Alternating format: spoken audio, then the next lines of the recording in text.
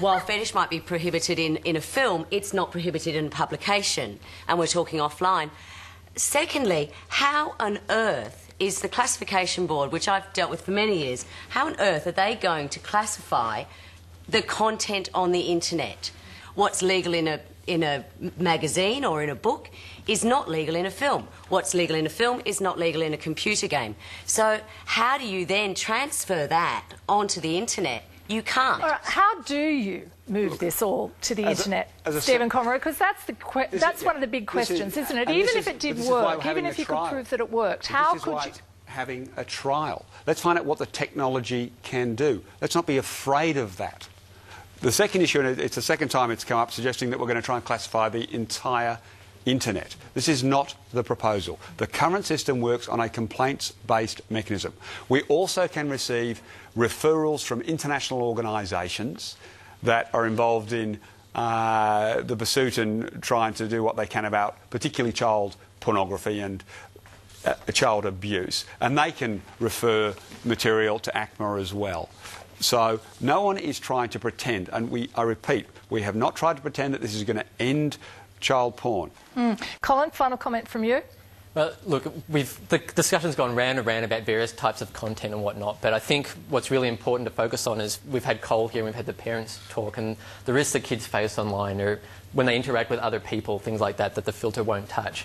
The mandatory part is what gets people upset. It is a change to the classification regime because if the classification board refuses classification of a movie, we all know about it, it's public, it can go to a review tribunal. Of course, people are going to be a little bit leery when now that's a completely secret process, it goes on a secret blacklist, nobody knows about it. So I think given the results for kids are virtually nil from the mandatory part, the cost of having this secret censorship regime is something that a lot of people bear in mind, and it's a legitimate concern. Stephen Conroy, when will we find out more detail about this? Because you've revealed a bit tonight that's suggesting some new moves, particularly in relation to the classification board. When are we going to see more detail? Well, the trial, and people have tried to turn this into a conspiracy, we put out a tender. 16 companies applied to be within the tender. A number have pulled out, a number haven't bothered to follow through.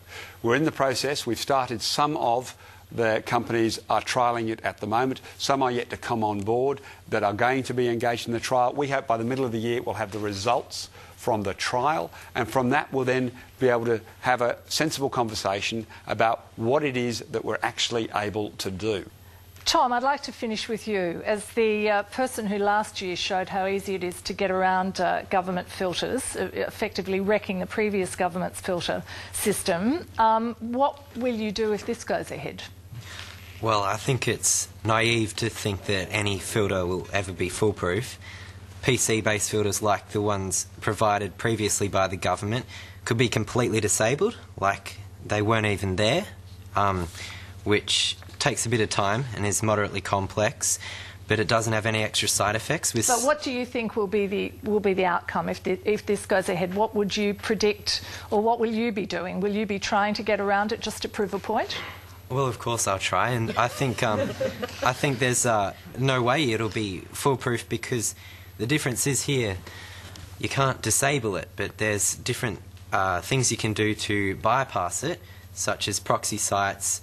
We don't know the exact technology and what will get past it, but have no doubt you will be able to. But it will make things slower and have further privacy risks, so it might be a bit more secure overall.